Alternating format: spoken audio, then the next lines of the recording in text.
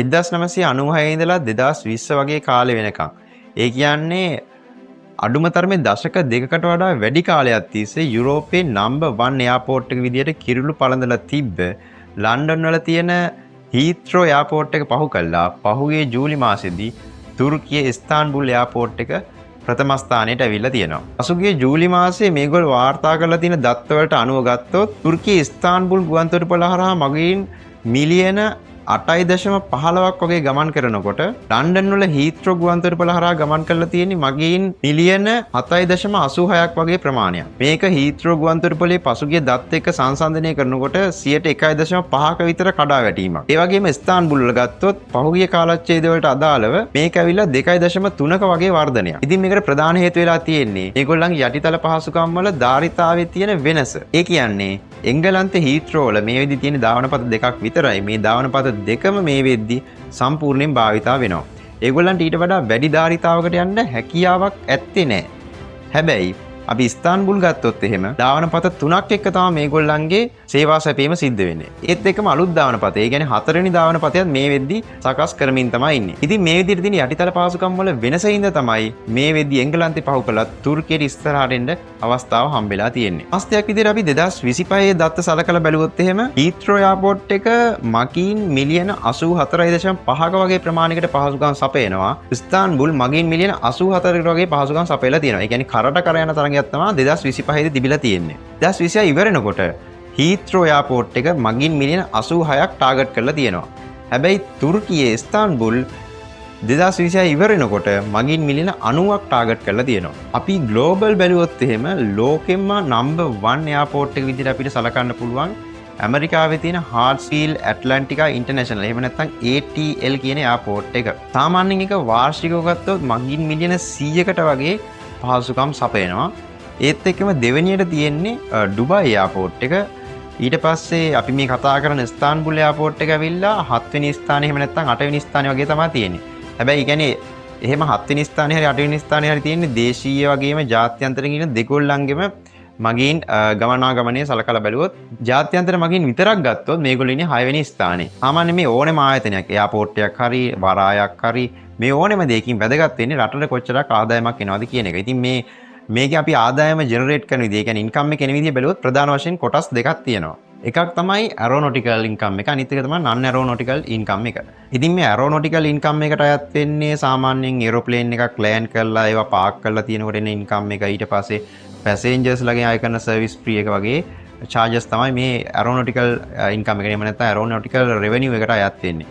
ඊට පස්සේ නන් ඇරෝනොටිකල් එක ගැන කතා කරොත් ඒකට අයිති වෙන්නේ දැන් සාමාන්‍යයෙන් අපි එයාපෝට් එකක් ඇතුළට ගියාපහම මේක ඇතුලේ ඩියුටි ෆ්‍රී තියෙනවා. ඊට පස්සේ එක එක જાතියේ ෂොප් තියෙනවා. මෙන්න මේවා ඇතුලේ ඕපන් කරලා තියන්න ඒගොල්ලන්ට රෙන්ට් එකක් දෙන්න ඕනේ. ඒ කියන්නේ ගුවන්තොටුපළට රෙන්ට් එකක් දෙන්න ඕනේ. මෙන්න මේකෙන් හම්බෙන ආදායම ඊට පස්සේ සාමාන්‍යයෙන් වාහන නවත්තද්දී ඒකට පාකින් ෆී එකක් ගන්න ඕන. අන්න ඒ වගේ දේවල් තමයි මේ නන් ඇරෝනොටිකල් ඉන්කම් එකට රෙවෙනියු එකට අයත් වෙන දේවල් වෙන්නේ. ඉතින් මේවත් එක්ක එංගලන්ත හීත්‍රෝ එයාපෝට් එක 2025 දී උපයලා තියෙන ඩොලර් බිලියන 4.7ක වගේ ආදායමක්. හැබැයි ඉස්තාන්බුල් 2025 දී උපයලා තියෙන ඩොලර් බිලියන 2.3 2.5 අතර ප්‍රමාණයක් වගේ ආදායමක්. හැබැයි මෙහෙම ගත්තට මේ හීත්‍රෝ වල එහෙම ඒ කියන්නේ මේ එංගලන්ත එයාපෝට් එකේ තියෙන බදු පෙරලාභය එහෙම නැත්නම් මෙහෙයුම් ලාභය ඩොලර් මිලියන 747ක් වගේ ප්‍රමාණයක් තමයි 2025 දී උපයලා තියෙන්නේ. හැබැයි ඉස්තාන්බුල් පැත්තට ගියොත් එimhe ඉස්තාන්බුල් 2025 දී උපයලා තියෙනවා ඩොලර් මිලියන 600කට වඩා වැඩි ප්‍රමාණයක්. මේකට මේ වෙනස දැන් ආදායම ගත්තොත් එimhe ආදායම සෑහෙන වැඩි බ්‍රිතාන්‍ය එහෙම නැත්නම් මේ හීත්‍රෝ එයාපෝට් එකේ. හැබැයි ඒගොල්ලන්ගේ ආදායමට සාපේක්ෂව මෙහෙයුම් ලාභය ගොඩක් අඩු වෙලා තියෙන්නේ. ඒගොල්ලන් විශාල වශයෙන් ණය අරගෙන තියෙනවා. මේ ණය වලට තියෙන පොලි වගේ ගෙවීම් ඉවත් කරාට පස්සේ මේ වගේ ලාභයක් තමයි ඒගොල්ලන්ට අවසානයේදී ඉතුරු වෙලා තියෙන්නේ. ඉතින් මේ හීත්‍රෝ වල තියෙන තව දෙයක් තමයි ඒගොල්ලන්ගේ සාමාන්‍යයෙන් අය කරන ගාස්තුව වැඩි. එතකොට සාමාන්‍යයෙන් මගින් ටික දෙනෙක් ආවත් ඒගොල්ලන්ට ලොකු රෙවෙනියු එකක් ජෙනරේට් වෙනවා.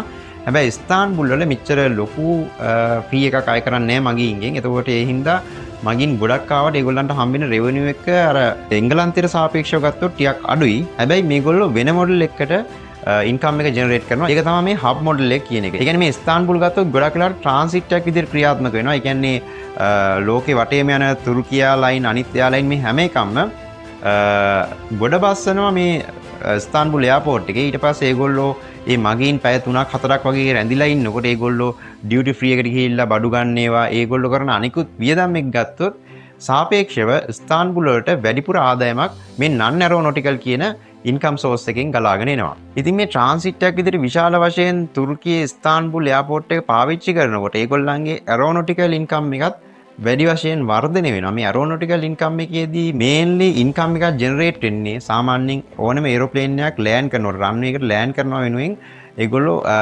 එයාලයින් එකෙන් ගාස්තුවක් ගන්නවා. ඒත් එක්කම මේ විදිහට ලෑන්ඩ් කළා ඊට පස්සේ මේ ටර්මිනල් එකට කනෙක්ට් වෙලා තියෙන එකට කියන්නේ ඩොක් කරනවා කියලා. ඒ කියන්නේ ඩොකින් කියන එක සාමාන්‍ය මේක ඇවිල්ලා මැරින් වර්ඩ් එකක්. නමුත් මේක අපේ එයාලයින් ඉන්ඩස්ට්‍රි එකෙත් පාවිච්චි වෙන වචනයක්. ඉතින් මේ විදිහට ඩොක් කරලා තියෙනකොට තමයි පිරිසිදු කිරීම සේවා ඊට පස්සේ තෙල් සපයන වගේ දේවල් කරන්නේ. ඉතින් මගින් ගොඩ බැසීම නැගීමට අමතරව ඒ කාරණාත් මේ වෙලාවෙත් තමයි සිද්ධ වෙන්නේ. ඉතින් මේ විදිහට ඒක නවත්තලා තියෙන සෑම විනාඩියකට සැරයක්ම මේගොල්ලෝ මෙහෙම charge එකක් අය කරන එක ඉතින් ඒගොල්ලන්ගේ එයාපෝට් එකේ ඉන්කම් එක එහෙම නැත්නම් රෙවෙනියු එක වැඩි වෙන්න ප්‍රධාන වශයෙන් හේතු වෙලා තියෙනවා.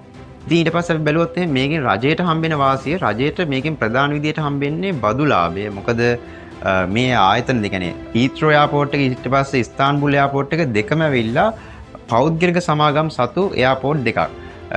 හීත්‍රෝ එයාපෝට් එක ගත්තොත් මාග්‍රට් ටැචර් හිටපු කාලෙදී එයා ඒක ප්‍රයිවටයිස් කරලා තියෙනවා. හැබැයි ඉස්තාන්බුල් එක ඇවිල්ලා භාගයක් ප්‍රයිවටයිස් ඊට පස්සේ ඉතුරු භාගේ රජය මෙහෙවන විදියට තමයි යන්නේ. ඒ කියන්නේ දැන් එයාපෝට් එකේ තියෙන භූමිය ගත්තොත් එimhe ඉස්තාන්බුල් වල ඒක අයිති තියෙන රජයට. නමුත් ඒ එයාපෝට් එක ගොඩනගලා ඊට පස්සේ ඒකේ ඉදිනදා වැඩ කරගෙන යන්නේ ප්‍රයිවට් සෙක්ටර් එකෙන්. ඒක ගොඩක් වෙලාවට දැන් අවුරුදු 25ක විතර කොන්ට්‍රැක්ට් එකකට තමයි ඒක වැඩ කරන්නේ. ඉතින් අවුරුදු 25 ඉවරනාට පස්සේ නැවතත් රජයට බාර දෙන පදනමක් තමයි ඒගොල්ලන්ගේ මෙහෙයුම් කටයුතු සිදු කරමින් තියෙන්නේ. හැබැයි මේ කොහොම කාලෙදී කොයි විදිහට කරත් මේගොල්ලෝ මේ ජෙනරේට් කරන ඉන්කම් එකට සාපේක්ෂව රජයට විශාල බදු ආදායමක් මේකෙන් ජනනය වෙනවා. ඊට අමතරව ගත්තොත් මේ එයාපෝට් එක මේ විදිහට හයිලි ඔපරේට් වෙන එකෙන් රජයට විශාල ප්‍රතිලාභ හම්බ වෙනවා වක්‍ර විදිහට. මොකද එයාපෝට් එකක් ඔපරේට් වෙනකොට ඒකට අවශ්‍ය සැපයුම් තියෙනවනේ. ඒ කියන්නේ ආහාර තියෙනවා නම් ගොවි පෙළවල නඩත්තු වෙන්න ඕනේ. ඒතකොට මේ විදිහට රැකියාව උත්පාදනයක් වෙනවා. මේ විදිහට ගත්තාම සාමාන්‍යයෙන් ඩොලර් බිලියන 24ක් විතර තුර්කියේ GDP එකෙන් 2.2ක වගේ ප්‍රතිශතයක ප්‍රමාණයක් මේ ඉස්තාන්බුල් එයාපෝට් එක හරහා ඍජුව හා වක්‍රව සම්පූර්ණයෙන් දායකත්වයේ දක්වනවා. ඒ කියන්නේ මේ එයාපෝට් එක මේ විදිහට ඔපරේට් වෙන එක ඍජුව හා වක්‍රාකාරව ගත්තොත් තමන්ගේ රටට එහෙම නැත්නම් තමන්ගේ රටේ තියෙන දළදේශීය නිෂ්පාදනයත් සෑහෙන දායකත්වයක් ලබා දෙනවා. ඉතින් මේක තමයි මට අද මේකෙන් කියන්න ඕනේ. මොකද මේක ඇවිල්ලා දශක ගානකට පස්සේ වෙච්ච ලොකු පෙරලියක්. ඉතින් මේකෙන් අපිට වෙන බලපෑමක් නෑ සාමාන්‍යයෙන්. මේක යුරෝපීය සිද්ධියක්. නමුත් මේකෙන් අපිට ගන්න පුළුවන් ආදර්ශය තමයි මේ ට්‍රාන්සිට් එකක් විදිහට ක්‍රියා කරද්දී වුණත් අපිට එහෙම හරියට පහසුකම් ටික සපයන්න පුළුවන් නම් අපේ දළදේශීය නිෂ්පාදනයේට සෑහෙන කන්ට්‍රිබියුෂන් එකක් මේ එයාපෝට් එකක් හරහා වුණත් ජෙනරේට් කරන්න පුළුවන් කියන කාරණේ.